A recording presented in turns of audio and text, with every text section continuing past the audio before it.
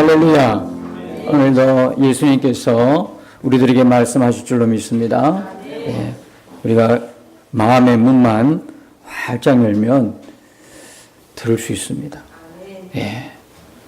여러분들이 듣겠다고 마음만 딱 결단하고 있으면 하나님의 음성을 듣습니다. 근데 마음이 없어요. 그죠? 하나님의 음성은 좀 부담스럽잖아요. 하나님의 음성을 들으면 왠지 좀 부담스러워. 왜? 내 하고 싶은 대로 못한다고 생각하니까. 내가 하고 싶은 거는 저쪽인데 주님은 이쪽으로 가라 하시니까 또 신앙생활을 1, 2년 한 것도 아니고 소위 말하는 참 짬밥이 있는데 신앙생활 10년, 20년 하다 보면 요럴 경우에는 요렇다. 우리 교인들은 또 교회 나오시는 분들은 정답 찾기는 아주 명수지 않습니까? 예수님께서 이런 상황에 이렇게 하실 거다. 미리 다 알고 있어요. 너무 부담스러우니까 그 길은 너무 부담스러우니까 이제 주님의 음성을 듣기보다는 솔직히 피하죠. 부담스러우니까. 그러나 여러분 분명히 우리가 생각했어야 될 것은 주님의 말씀 앞에 듣기만 하는 것이 아니라 순종해야 하는 것입니다. 자꾸 믿음이 있다고 이야기하는데 좀 안타까운 것은 그 믿음을 착각하고 있어요. 믿음이 뭐냐? 믿음은요, 우리가 입으로 믿습니다 한다고 그게 믿음이 아니에요. 우리의 믿음은 누구만이 인정하시는 거예요? 주님이 인정해 주셔야 되는 거예요. 아, 저 사람 믿음이 좋아. 그 믿음이 좋다고 하는 게 뭐예요? 제가 지난번에도 한번 말씀드렸죠. 아이들을 장가 보내고 시집 보내고 싶은데 세상에서는 가고 싶지 않잖아요. 교회 안에서 점 찍어 넣었던 그 신실한 청년, 그 청년을 사위 삼고 싶어. 근데 그 믿음의 기준이라는 게 뭘까요? 일단은 주일날 잘 나와야 돼. 주일날 직장 쉬는 직장에서 주일 잘 빠지지 않고 성실하게 나와야 이게 기준이. 그 다음에 교회에서 하는 일도 좀 있어야 돼. 열심히 교사로도 뛰고 봉사하고 헌신하는 그런 모습이 좀 보여야 돼. 그 다음에 헌금도 잘해야 돼. 거기다가 기도도 어느 정도 해야 돼. 그냥 앉았다가 돌아가고 그런 게 아니라 주여 하면 좀 은혜로운 목소리 그리고 좀 시간이 길게 이걸 여러분들이 우리도 믿음의 판단 기준으로 삼았어요. 그래가지고 저 사람이 믿음이 있다 그랬거든요. 근데 그것은 믿음이 있으면 그런 모습이 될 수 있지만 그것이 믿음이라고 할 수는 없다는 거예요. 믿음은 뭐냐면 믿음은 순종이에요. 믿음은 말씀대로 살아내는 거예요. 말씀은 들었는데 아멘하고 믿습니다 하는데 그대로 안 살아요. 그러니까 우리가 매주일 그런 연약함이 있으니까 말씀을 듣는데 말씀을 듣겠나이다. 이제는 말씀대로 살겠나이다를 고백하고 찬양으로 입술로 계속 우리가 우리 자신을 주님 앞에 내몰면서 결단하고 마음을 다시 다잡지 않습니까? 그래서 꼭 기억해야 될 것은 뭡니까? 믿음은 하나님이 말씀하셨으면 그 말씀 그대로 내가 살아내는 것만 믿음이다. 하나님이. 근데 주변에 보니까 그렇지도 않아. 주변에 보니까 설렁설렁 나하고 비슷하게 믿네. 내하고 뭐 그렇게 예수 믿는 사람이나 안 믿는 사람이나 별반 다를 게 없어 보여. 다들 그렇게 믿나 봐. 이게 뭐 기준인가 봐. 여러분, 우리는 서로 믿음의 기준이 될 수가 없어요. 심지어는요, 목회자도 여러분의 믿음의 기준이 아니에요. 우리의 믿음의 기준은 하나님의 말씀이 성경이에요. 그 외에는 기준이 없어요. 세상에 그 누구도 우리의 기준이 아니에요. 어떤 사람, 위대한 사람도요. 아무리 위대해도요. 부끄럽지만 여러분 앞에 저는 그러면 믿음으로 살까요? 예, 살 수도 있지만 그렇지 못한 경우가 더 많아요. 이 부끄러운 모습을 여러분들이 그래도 이게 목사라고 존경해주고 사랑해주고 따라줘서 고맙긴 하지만 목사도 기준이 아니에요. 목사도 기준이 아니에요. 목사를 따라갈 수도 안 되고 여러분들은 하나님의 말씀을 따라가요. 그렇다고 해서 목사를 저렇게 이야기하는데 우리보다 못하네.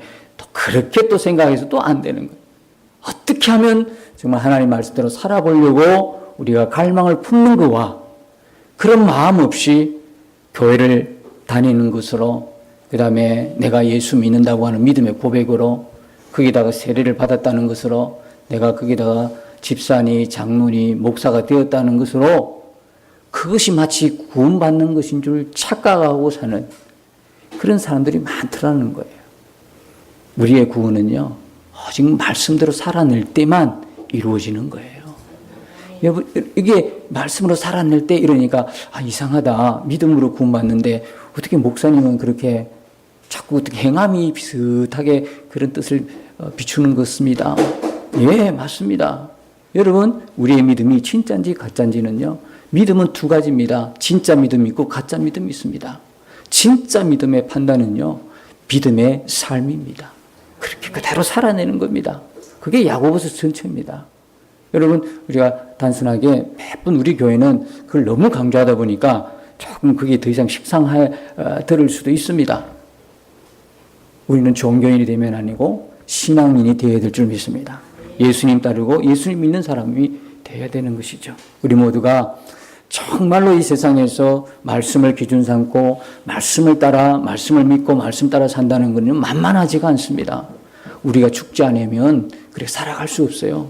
내가 여전히 살아있는 상태에서는요, 말씀대로 못 삽니다.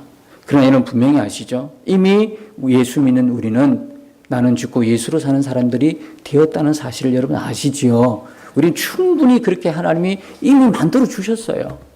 근데 우리가 까마득히 그 사실, 모든 사실들, 첫 번째는 성경을 잘 안 읽어요. 성경을 읽는데 또 설렁설렁 읽어요. 그 말씀을 여러분들 오늘 설교 말씀을 들을 때는 반드시 한 가지 조건이 있어요. 들은 말씀대로 이번 주에도 한번 살아보자. 그런 어떤 그 순종과 어떤 행함에 갈망이 있어야 되는데요. 오늘 말씀이 참 좋네, 은혜롭네. 목사님이 요즘 기도 안 하시나 봐.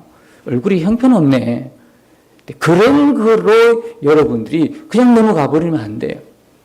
여기 서 있는 사람은 설렁설렁하고 형편없어 보이지만 이 시간만큼은 하나님이 입술을 통해서 하나님이 우리에게 말씀하신다.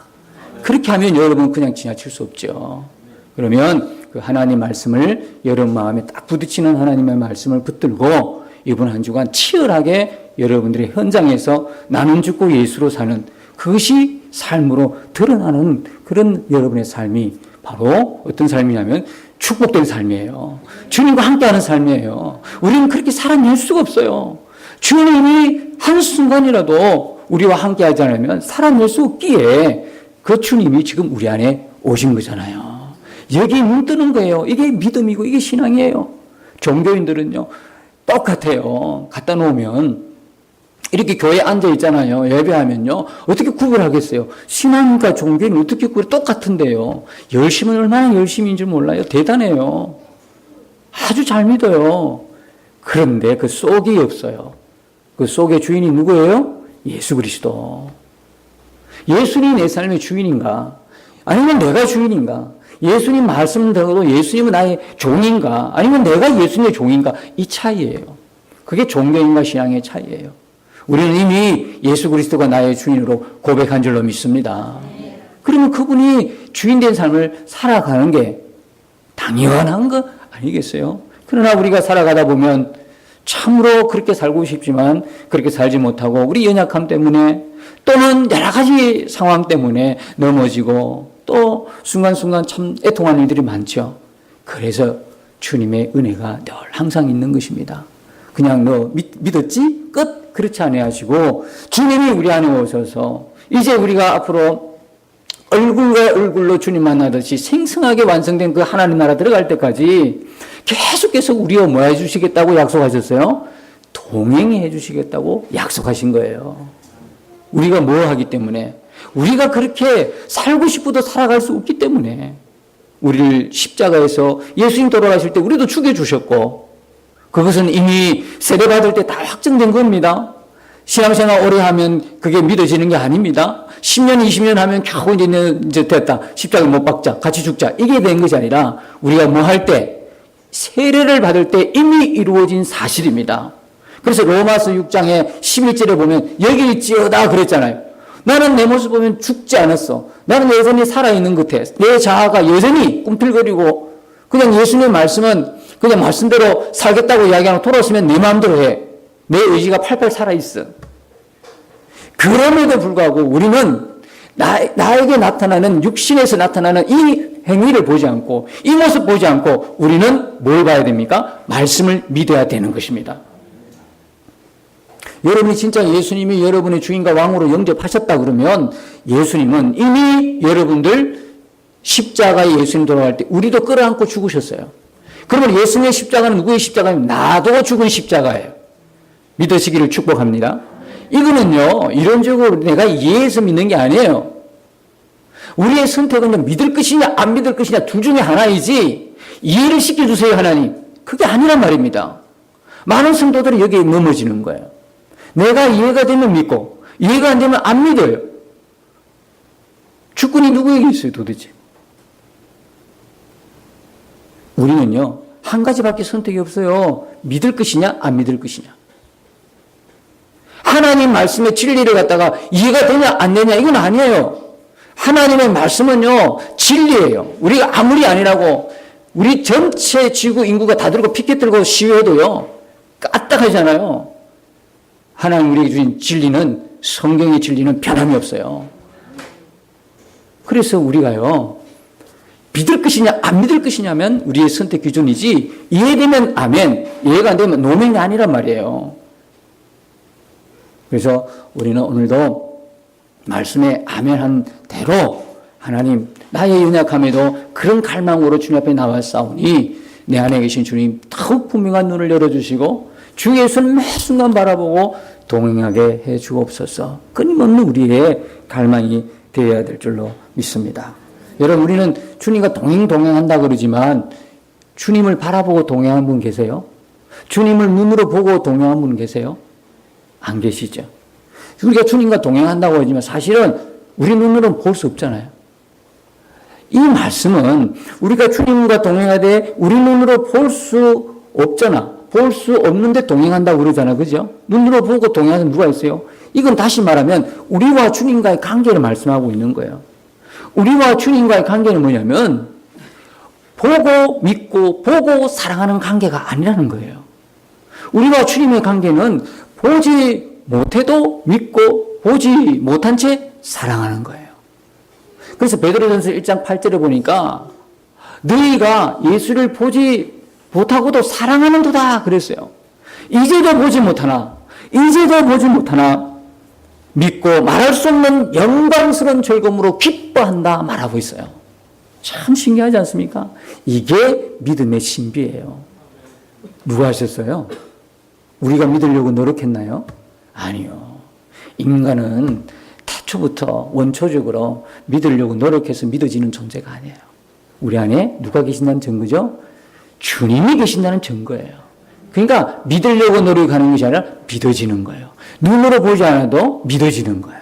눈으로 보지 않아도 사랑하는 관계인 거예요. 주님과 우리 관계는 바로 이런 거예요. 이제도 보지 못하나 영광스러운 즐거움으로 기뻐하는 거예요. 우리의 기쁨의 근원은요, 뭔가가 갖춰져서 뭘 가져서 내 소원을 이루어서가 아니라 예수 그리스도예요.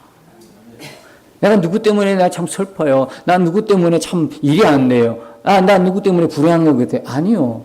예수님이 안 보이는 거예요. 우리 믿는 사람들의 오직 기쁨의 근원은 오직 예수예요. 보지 못하나 말할 수 없는 그죠? 즐거움으로 기뻐하는도다. 오죽 했으면 빌립보서 4장 4절에 감옥에 갇힌 사도 바울이 감옥에 갇히지 않은 교인들에게 빌립보 교인들에게 뭐라고 편지를 썼어요? 주 안에서 기뻐하라. 내가 다시 말하오니 기뻐하라. 이건 역증된 거죠. 아니 감옥에 갇혀있는 사람이 아니라 지금 세상에 자유로운 사람이 감옥에 갇힌 사람한테 조금만 참어. 조금만 참으면 금방 나온대. 기다려라. 조금만 참아. 좀 참아. 믿음으로 참아봐. 이렇게 해야 되는데, 감옥에 갇힌 사도 바울이 빌보 교인들에게 갇힌 사람이 안 갇힌 사람에게 기뻐하는 거예요. 감옥에 갇혀도 기뻐할 수 있는 이유는, 기뻐할 수 있는 이유는 뭐예요? 항상 함께 계시는 예수 그리스도.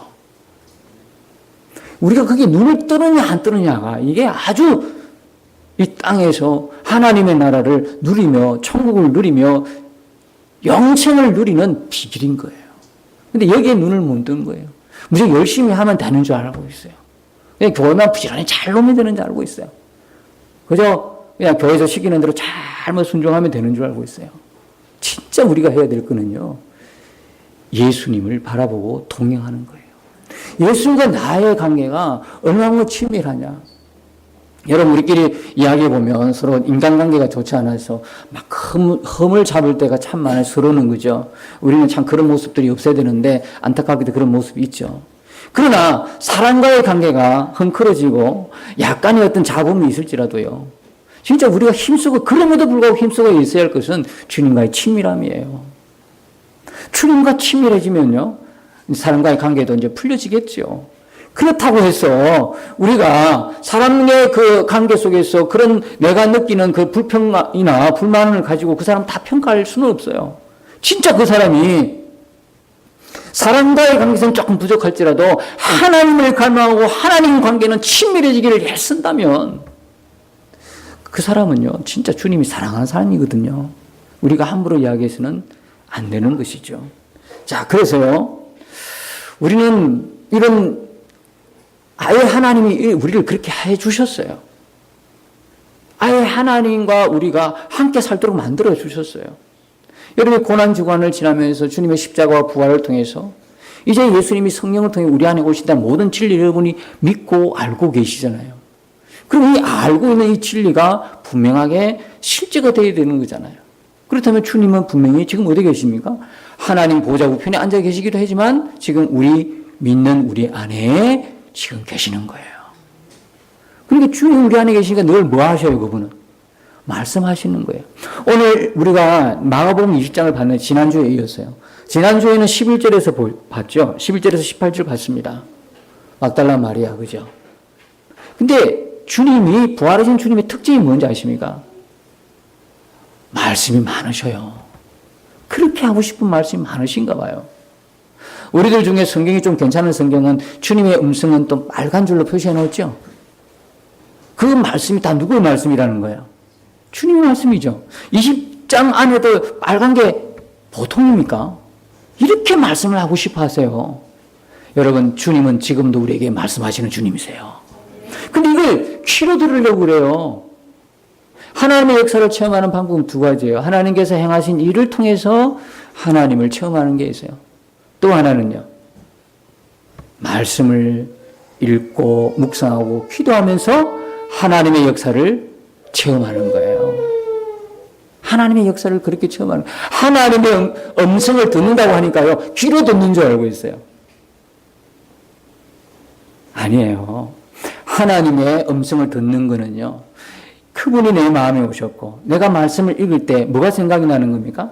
말씀을 생각나게 하셔서 주님의 음성을 듣게 하시는 거예요. 말씀이 생각나는 거예요. 어느 날 여러분이 어느 순간에 말씀이 생각나죠? 누가 하신 거예요? 주님이 하신 거예요. 그게 주님의 음성이에요. 그리고 또 여러분이 이렇게 하나님께서 또 기뻐하지 않은 일들을 하시면 여러분 마음이 편해요? 기뻐요? 불편하죠? 주님의 음성이에요. 여러분 기도 안 하고 있으면 야, 이처럼 편한 거 없다, 야, 참 편하다, 야, 그런 마음이 들어요. 기도하지 않지만은 마음이 불편해서 기도해야 되는데 이렇게 살면 안 되는데 이런 마음이 들어요. 그죠? 와, 자유다.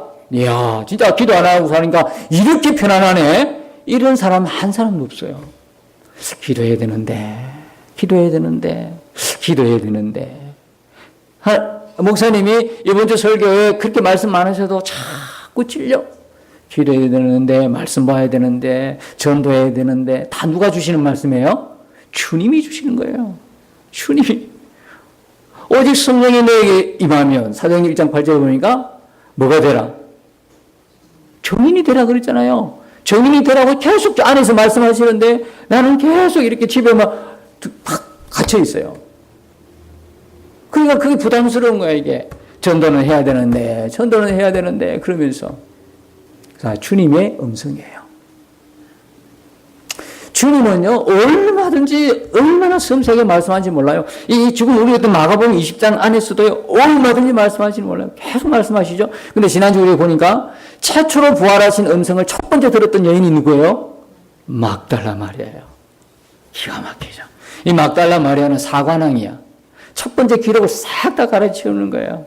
빈 무덤을 먼저 발견한 사람도 막달라 마리아, 빈 무덤인 걸 발견해가지고 제자들에게 일러준 사람, 첫 번째 일러준 사람도 막달라 마리아, 부활하신 예수님의 첫 음성을 들은 사람도 막달라 마리아, 부활하신 예수님을 제자들에게 전가한 사람도 누구다? 막달라 마리아. 그러니까 막달라 마리아가 막 갑자기 막 유명해져 버려요. 인기 투표 1위거든. 그게 아니고요. 그럼에도 불구하고 막달라 마리아는 주인이 될 수 없어요. 오직 예수님만 성경의 주인이세요. 무슨 이야기냐? 도대체 그러면 막달라 마리아를 예수님께서 왜 그렇게 기록을 깨도록 첫 번째 기록을 싹 그렇게 갱신하도록 하셨나? 그죠? 우리는요, 조그만 하나님과의 은혜의 자리가 있으면요, 우리가 지금 낙심될 일이 있고 또 영적으로 조금 침체 가운데 있어도요, 주님은 절대 여러분을 잊지 않으셔요. 막달라 마리아를 통해서 막달라 마리아는 특별하게 하나님께서 사랑하셔서가 아니라 막달라 마리아는 곧 누구를 의미하는 거예요? 우리 자신을 이야기하는 거예요. 하나님이 이처럼 너희들에게 맨 먼저 만나고 싶다는 그 메시지를 던져주고 있어요. 지금 기록 깨는 게 중요한 게 아니에요, 지금. 1등 뭐 하려고, 여러분? 크게 하고, 많게 하고, 1등하고 뭐 하시려고? 그게 우리 목표가 되어서는 절대로 안 된다, 이 말이에요. 예수 끄집어, 바꾸어서 생각해 보세요. 막달라 마리아를 그렇게 모든 기록을 깨게 하셨다면 그 마음은 무슨 마음이에요? 주님이 내가 너를 첫 번째 보기를 원한다는 마음 아니겠어요? 아침에 일어날 때도 눈을 뜰 때도 내가 너와 첫 번째 만나고 싶다는 메시지로 받을 수 없을까요? 그렇지 않아요? 정말 예수님의 그 마음을 알아가는데 그 예수님의 그 마음을 더 많이 다른 사람 보니까 정말 이 안타까움 안 알아주고 정말 이해도 못하는데 너는 내 마음을 아는구나. 첫 번째 주님이 우리를 만나고 싶어하는 메시지가 막달라 마리아를 통해서 우리에게 주신 메시지예요.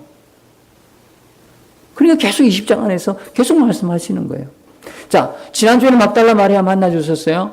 그리고 안 만나줘야 막달라 마리아가 인기가 확 높아질 건데 바로 그 뒤에 장면이 오늘 읽었던 본문의 장면들 보면 19절부터 누구를 만나줘요?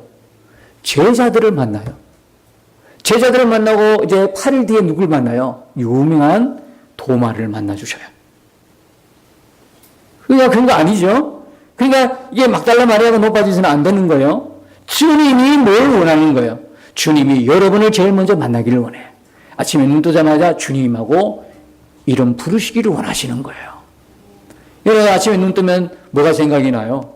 오늘 참 어떻게 살아갈까? 참 눈물겹다 이 세상. 참 힘들겠지? 아, 공부 어떻게 해야 돼? 시험 어떻게 쳐야 돼? 아, 오늘도 직장 나가서 그 사람 얼굴 떠올라. 아우, 보기도 싫어. 그런 상황이 벌어질지라도 우리는 눈을 뜨면서 의식을 찾는 첫 순간 우리 주의 이름을 부르는 거예요. 주님이 그걸 원하시는 거예요. 근데 그게 쉬운 거 아니에요. 그게 주님의 은혜가 아니면 그걸 부를 수가 없어요. 여러분이 눈을 떴을 때 여러분 입에서 예수님 하고 불러주면요. 여러분 특별히 감사하시기를 축복합니다. 그건 진짜 인간 본성으로 되는 거 아니거든요. 주님의 사랑이 따뜻하게 가장 가까이서 여러분 곁에 계시니까 그게 가능한 거거든요. 그래서 이렇게 제자들을 만나주시는데요. 이 제자들을 만나주시는데 예수님이요. 뭐라고 하냐면 너희에게 평강이 있을지어다. 먼저 말씀하시죠. 너희에게 평강이 있을지어다. 그러면서 손과 옆구리를 보이셔요. 그러니까 제자들이 주를 보고 기뻐하더라 그랬어요. 요한복음 16장에 보면요. 예수님께서 지금은 너희가 근심하나 조금 후에 내가 다시 너희를 부리니 너희 마음이 기쁠 것이고 너희 기쁨을 아무도 빼앗을 자가 없느니라 말씀하셨어요. 요한복음 16장이에요. 그게 예수님이 뭐하고 나니를 말씀하는 거예요? 부활하신 것을 말씀하는 거예요. 부활하고 보니까요, 제자들이 기뻐했어요. 누가복음 24장에 똑같은 내용이 있는 누가복음 24장에는요, 너무 기뻐가지고 어떤 일이 일어나냐면 믿지를 못하는 거예요, 제자들이. 너무 기쁘니까 제자들이 믿지 못하고 신기해하는 거예요. 아마 너무 기쁘면 이런가 봐요. 그래서 어쨌든 간에 여러분, 이 기쁨은요, 예수님으로 인한 기쁨이에요. 세상이 주는 기쁨 잠시이지만 영원한 기쁨, 아무도 빼앗을 수 없는 기쁨은요, 예수님이 주신 기쁨이에요. 이것을 이미 우리 가운데 주셨어요. 믿으시길 축복합니다. 우리는 말씀 그대로 믿는 거지 않습니까? 그렇잖아요. 근데 자꾸 뭘 봅니까? 환경을 보고 상황을 보고 문제를 바라보는 거거든요. 우리는 말씀을 보는 거예요. 말씀을 믿는 거예요. 말씀을 확신하는 거죠. 아무도 우리 안에 심겨진 예수님으로 인한, 부활하신 예수님으로 인한 이 기쁨은 아무도 빼앗아갈 자가 없어요. 이건 정말 대단한 거 아니겠습니까? 그래서 여러분들이 항상 기뻐라는 말 이해하시죠? 이 항상 기뻐라는 것은 문제만 보지 말고 누구를 바라보라는 거예요? 예수님을 바라보라는 거예요. 말씀을 바라보라는 거예요. 진리를 바라보라는 거예요. 할렐루야. 이게 진짜 기가 막힌 은혜잖아요. 이 제자들이 너무 기뻤어요. 막 기뻐하더라 그래서. 그때 21절에 예수님이 말씀하셨어요. 예수께서 또 이르시되 너에게 평강이 있을지어다. 아버지께서 나를 보내신 것 같이 나도 너희를 보내노라. 세상에. 여러분, 이 말씀이 얼마나 정말 우리로서는요, 감당해내기 힘든 축복의 메시지인가 아십니까? 그냥 이렇게 보니까 아버지께서 나를 보내신 것 같이 나도 너희를 보낸다. 어쩌라고? 이 말씀이 어떻단 말이냐? 하지만 동격으로 보고 있는 거예요. 예수님이 지금 누구를 보내는 거예요? 너희를 보내는, 제자를 보내면서 그냥 너희를 보낸다 이렇게 말씀하셔도 되는데 뭐라고 이야기하셨냐? 아버지께서 나를 보내신 것 같이 나도 너희를 보낸다 그랬거든요. 이게 동격이에요. 아버지께서, 하나님께서 그 아들인 예수님을 이 땅에 보내신 것 같이 내가 너희를 보낸다 그러니까 이게 동격인 거예요. 우리가 세상에 누가 됐다는 거예요? 예수가 된 거예요. 또 이 말을 오해해도 이상하게 또 들으면 안 돼요. 내가 예수다, 내가 메시아다, 이런 그 이단의 그런 말이 아니라 우리는요, 예수님이 했던 그 일들을 똑같이 예수님의 생애를 재현하도록 이 세상에 우리가 주님으로부터 파송된 자라는 사실이에요. 흔히 이런 이야기를 예수라 이러면 오해가 있을 것 같아서 작은 예수 그래요. 뭐 크고 작은 예수가 어디 있어요? 우리 안에 내 속에 예수의 생명이 있으면 예수지. 그러니까 우리가 여기 있어요. 이렇게 모여 있으면 안 되는 거예요. 교회는 모이기도 잘해야 되지만 모두 잘해야 돼. 흩어지기를 잘해야 돼요. 왜? 주님이 우리를 부르셨을 때는 그냥 믿음 안에서 교회 안에서 갇혀서 우리끼리 할렐루야 찬양하고 있으라는 이야기 아니고 다시 3년 동안 이 제자를 훈련시키면서 결국 뭐 하기 위해서? 이 제자를 통해서 세상에 보내시기 위해서. 예수님의 생애를 살도록 보내기 위해서요. 그거 3년 동안 동거한 거거든요. 그러니까 항상 물은요, 흘러가는 물이 깨끗하죠. 갇혀있는 물은 뭐예요? 썩고 부패한 거예요. 교회도 마찬가지예요. 은혜, 은사 좋아요. 좋긴 좋은데요. 그게 여기서 갇혀있기만 하면 그 은혜가 오히려 불평, 불만으로 넘어가고 그 은혜가 아무것도 안 해도 우리는 아무것도 안 해도 그냥 받기만 하면 된다라고 생각하는 안일한 신앙의 그 안일함으로 빠지기 쉬운 거예요. 그러니까 항상 교회 안에서 싸움이 나고 분쟁이 일어나는 이야기는 뭐냐면 발산되어야 할 게 세상으로 나가야 되는데 나가지 않고 교회에 갇혀있기 때문에 그런 거예요. 이제 우리가 하나님 말씀을 받았으면 우리는 어때요? 그 말씀을 세상 가운데서 풀어내야 되는 거예요. 세상 가운데 살아내야 되는 거예요. 세상 가운데서 예수로 사는 거예요. 세상에서 나는 죽고 예수로 살 때에 세상에 드디어 복음으로 예수님이 그렇게 이루고 싶었던 하나님의 나라가 이 땅에서 이루어지는 거예요. 근데 이렇게 흘려보내는 것이요. 그냥 뚝딱하고 가라 이렇게 보내지 않고요. 그 뒤에 보니까 22절에 뭐라고 그랬어요? 숨을 내쉬며 이르시되 성령을 받아라. 성령을 받아라. 그냥 보내지 않고 성령을 받고 보내시는 거예요. 그 다음에 또 한 가지는 뭡니까? 누구의 죄든지 사하면 사해질 것이고 누구의 죄든지 그대로 두면 그대로 있으리라. 누구의 죄든지 사하면 사할 수 있는 능력과 권세를 우리에게 주어서 보내는 거예요. 근데 여러분 이상하지 않습니까? 그냥 성령을 받으라 이렇게 말씀하시면 되는데 왜 예수님이 그들을 숨을 내쉬며 어디서 많이 연상이 되는 구절이 없습니까? 창세기 2장 17절에 보면 사람을 만들어 놓고 하나님께서 호흡을 불어 넣으시죠. 코에 그죠? 그래서 뭐가 됐다고 그랬어요? 생명이 됐다고 그랬죠. 그럼 여기서 예수님께 숨을 내쉬며 성령을 받으라. 이게 뭐냐면 이제는 성령으로 사람들이 거듭나는 재창조를 말씀하시는 거예요. 이제부터 복음을 여러분이 전가하러 나가면 성령이 역사해가지고 성령의 역사로 사람이 거듭나게 만드는 거예요. 이걸 말씀하고 있는 거예요. 성령을 받고 그 다음에 성령과 함께 누구의 죄든지 사할 권세와 능력을 가지고 세상에 보내시는 거예요. 할렐루야. 그냥 보내지 않으신다니까요. 그러니까 여러분 진짜 우리가 예수고 힘써야 될 게 뭡니까? 우리가 성령과 함께 하고 있다는 이 사실입니다. 성령을 통해서 예수님이 내 안에 계신다는 이 사실입니다. 오늘도 여기 이 사실에 눈을 뜨시길 주님으로 축복합니다. 정말 성령이 나와 함께 계신다니까요.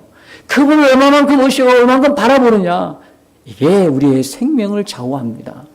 성령이 내 안에 계시는데 우리가 함부로 살 수 있습니까? 함부로 살려고 그래도 못해요.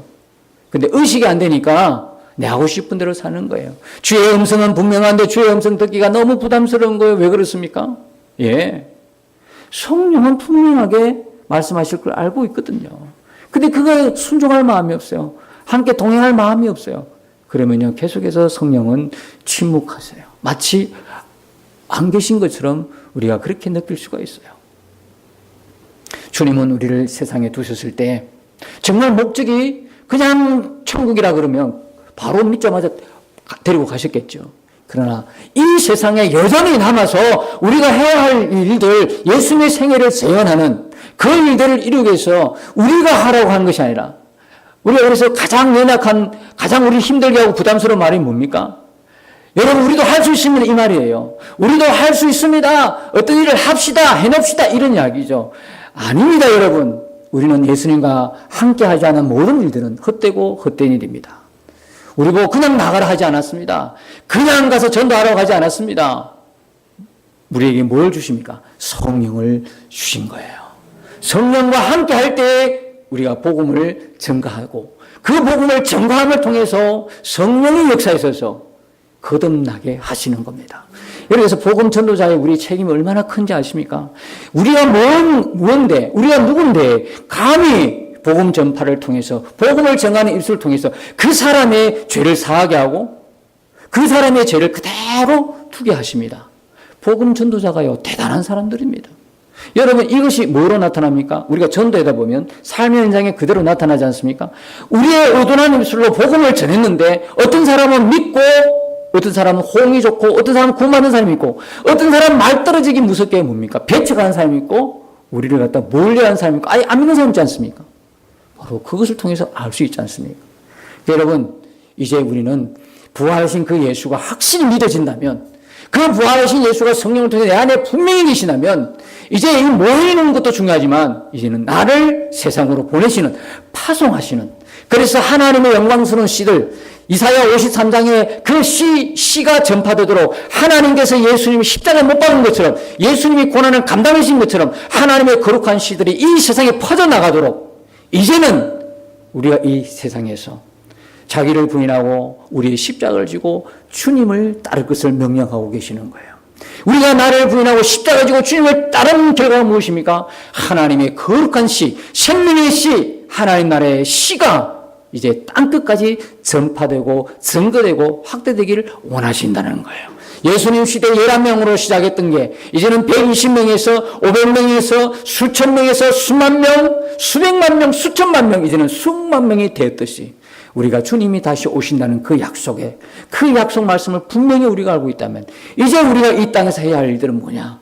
주님이 성령을 받으라 말씀하시고 성령과 함께 누구의 죄든지 사하는 권세를 쥐어 보낸 복음 전도자로서 성령과 동행하기를 원하는 그 주님의 귀한 일들을 우리에게 맡겨주셨다는 사실 기억하시고 이제 힘써 나가서 주님과 동행하면서 이제 이 우리가 머무는 이 세상 속에서 하나님의 생명의 씨들을 더 많이 하나님께 이렇게 올려드릴 수 있는 복된 저와 여러분의 삶이 되시기를 예수님 이름으로 축복합니다.